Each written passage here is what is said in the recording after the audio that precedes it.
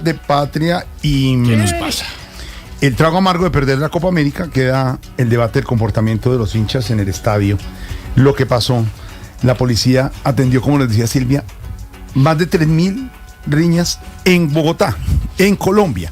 Es decir, está lo del estadio, Silvia, y está lo que pasó en Colombia también. Es que eso le iba a decir, no solamente es lo que ocurrió en el estadio en Miami, Jorge Alfredo, es lo que pasó aquí. Es el parque de la 93 como lo dejaron, es que la gente no es capaz ni siquiera de recoger su propia basura, es que hemos llegado a unos puntos de intolerancia que la gente es capaz de matarse o porque pierde un partido o porque gana, porque seguramente si hubiéramos ganado la Copa América hoy estaríamos contando más muertos. Claro. Eso se lo garantizo. Sí. Así como el Día de la Madre es el día más violento en Colombia y es el día que se presentan más homicidios. Entonces, Jorge, pues Lucas San Pedro ha hecho un balance sobre los protagonistas de todos estos hechos absolutamente repudiables y que hay que rechazar como sociedad, porque tenemos el deber de cambiar. ¿Usted qué cree esa gente que hizo eso? Eso es lo que les enseña a los hijos. Ah, mi papá se está metiendo por un ducto para poder colarse y entrar. Es que de verdad los alcances o las consecuencias de lo que vimos ayer es que mi papá se estaba dando cuchillo por la Selección Colombia ahí enfrente de la tienda del barrio. ¿Qué es eso, Lucas?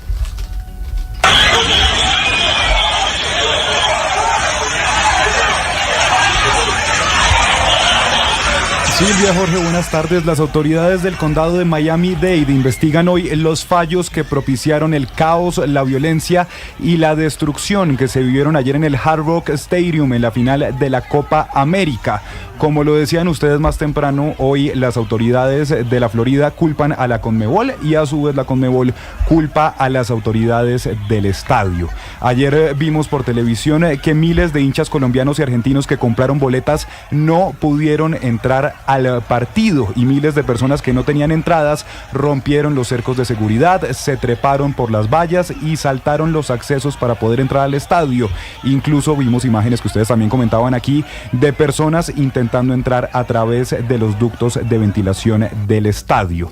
También se conoció en las últimas horas que el presidente de la Federación Colombiana de Fútbol, Ramón Yesurún, y su hijo, Ramón Yamil Yesurún, hacen parte de los 27 arrestados por la policía de Miami-Dade tras un incidente ocurrido en el estadio. También se conoce, Jorge, hasta ahora más información que está revelando WPLG, que es la cadena local de ABC ahí en Miami, que revela el informe de arresto del departamento de la policía.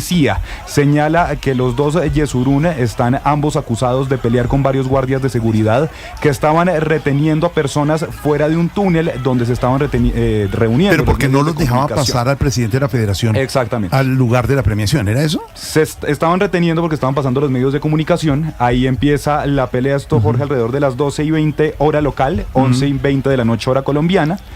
Y ahí tanto el padre como el hijo, esto lo dice el reporte de la policía, se irritaron con un guardia y comenzaron a gritarle. Dice el informe de arresto que el altercado se volvió físico después de que un guardia de seguridad les pidió a los dos hombres que retrocedieran y puso una mano en el pecho de Yesurún, hijo, para guiarlo hacia atrás.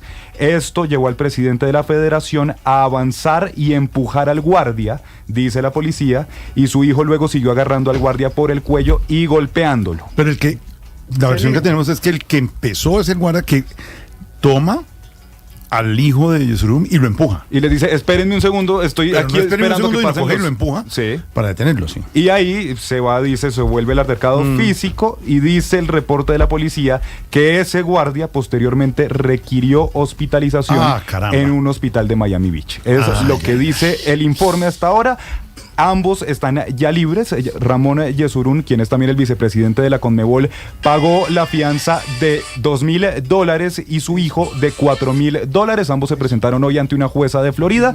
A esta hora, 6:25 de la tarde, 7:25 de la noche en los Estados Unidos. Ambos están ya en libertad después de pagar la fianza.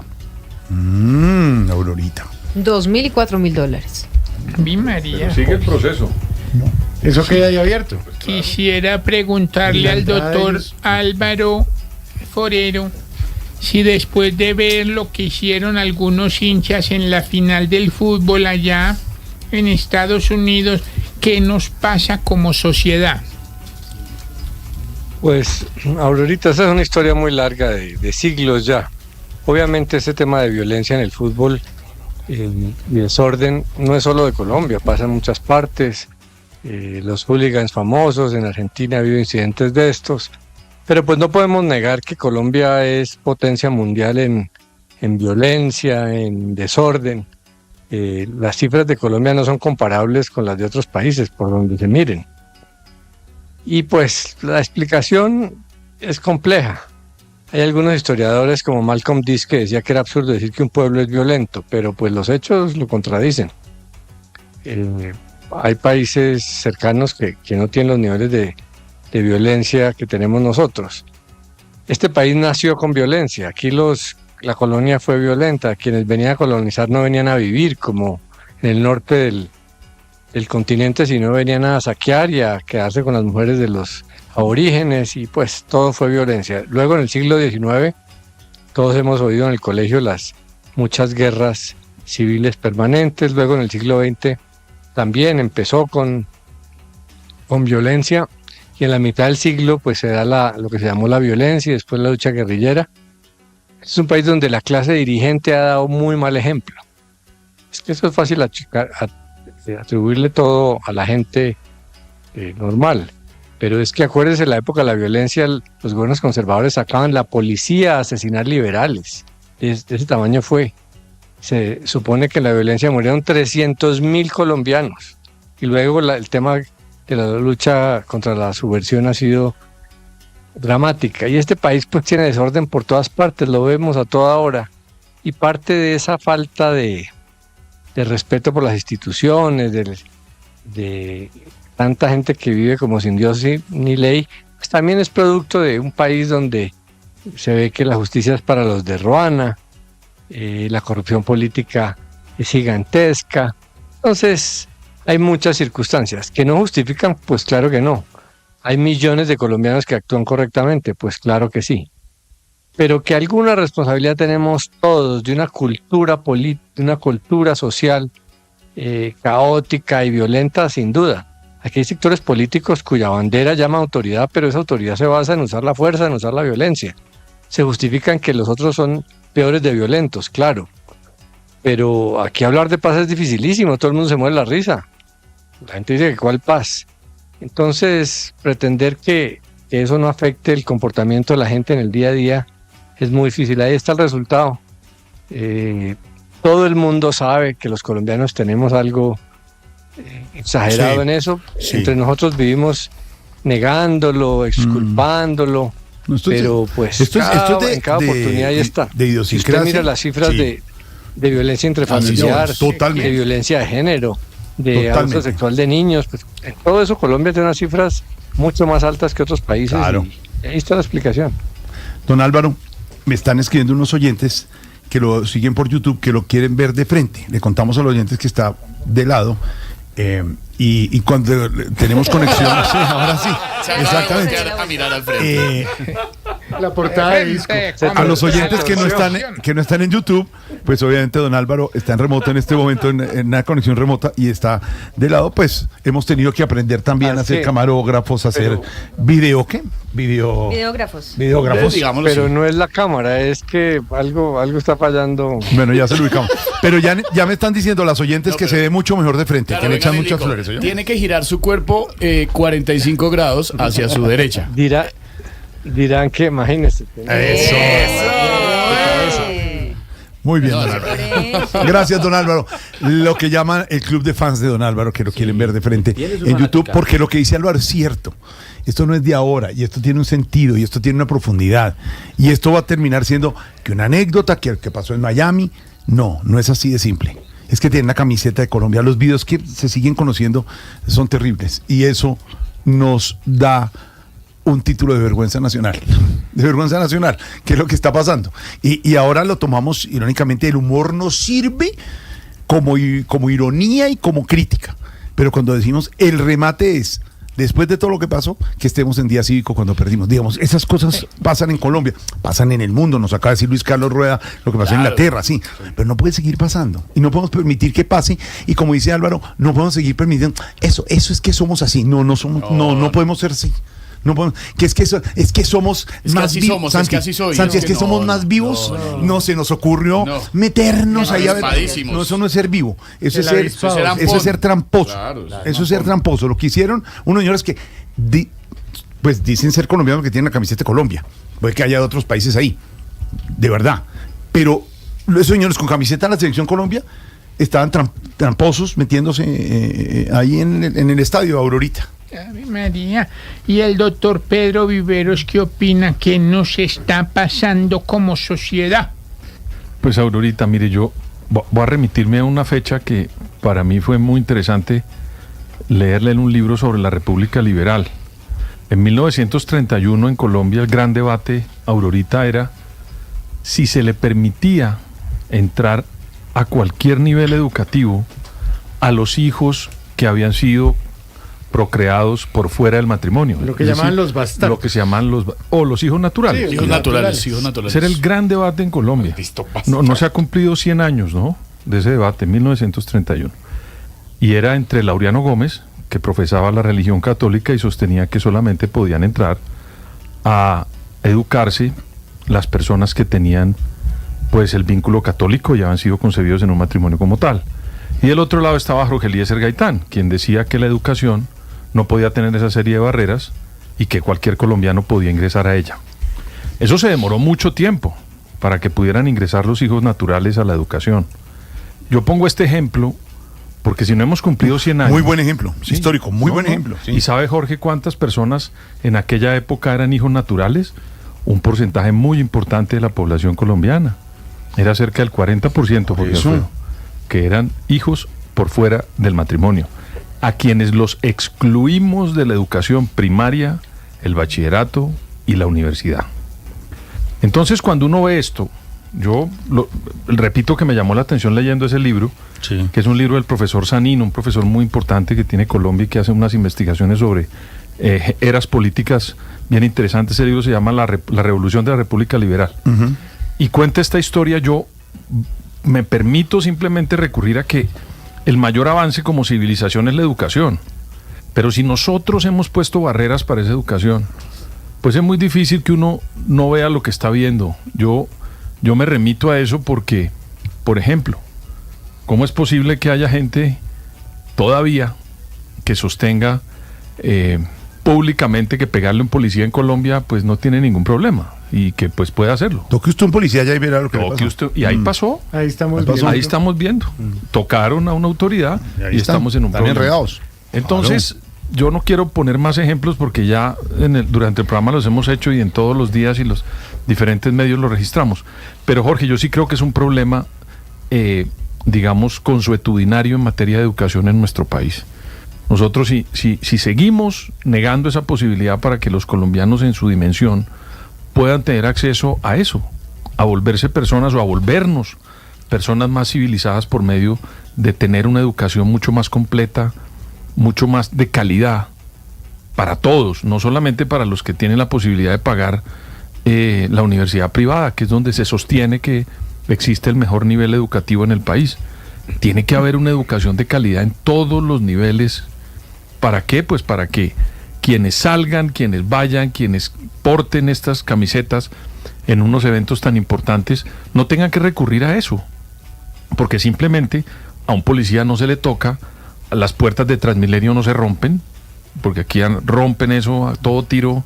En Bogotá, cada vez que hay una manifestación, o una señora ahora que es famosa, creo que se volvió famosa por eso, porque rompió y acabó unos instrumentos públicos en este país, y todos se lo celebramos.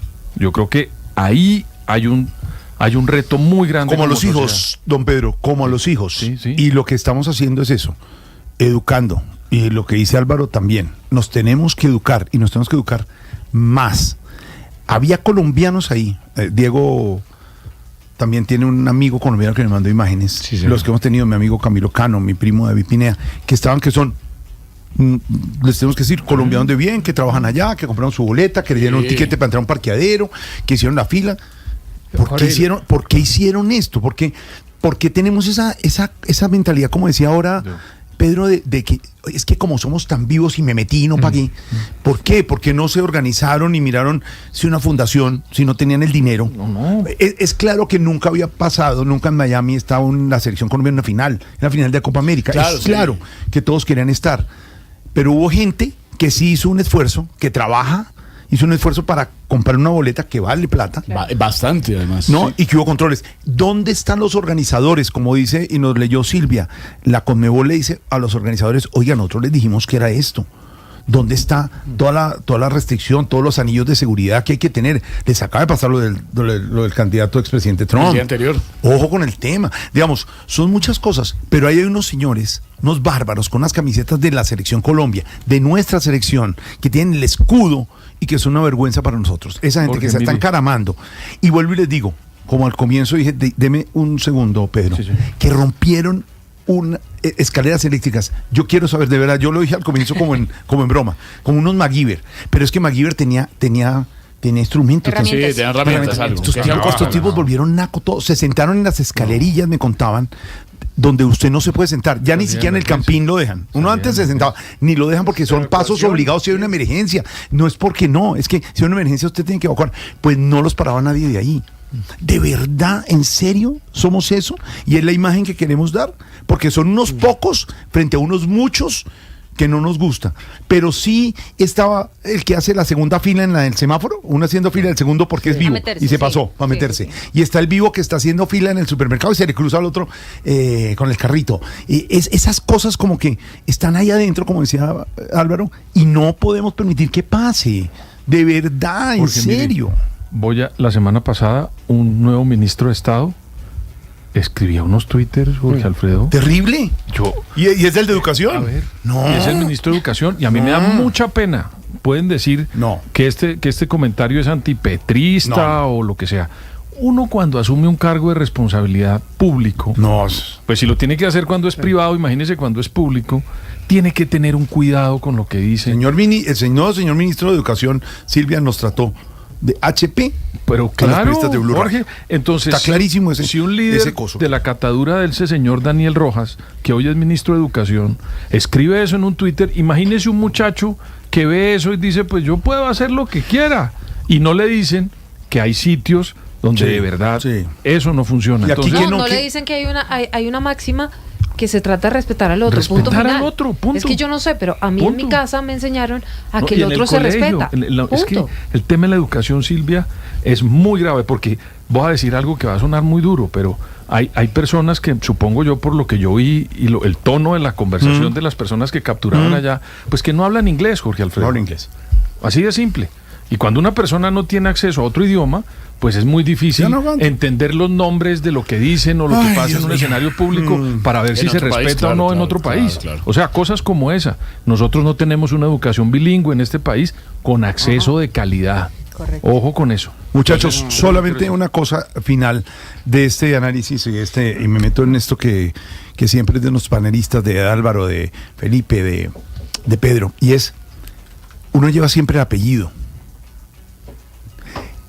Ese apellido muchas veces es Caracol, muchas veces es Blue, muchas veces es Santa Fe, muchas veces es Millonarios, muchas veces es la Javeriana, Los Andes, Barranquilla, Cúcuta. Ese apellido es muy importante. Cuando uno lleva ese apellido, su papá y su mamá le enseñaron a ser orgulloso del apellido y a ser una persona de bien llevando ese apellido, ¿cierto? Pues este apellido es Colombia y no lo llevamos bien. Estos bárbaros no lo llevaron bien ayer y se fueron al traste con el apellido que llevaban, que era el apellido Colombia, y mucho más con la camiseta y el escudo. Son símbolos que respetamos, son instituciones que respetamos.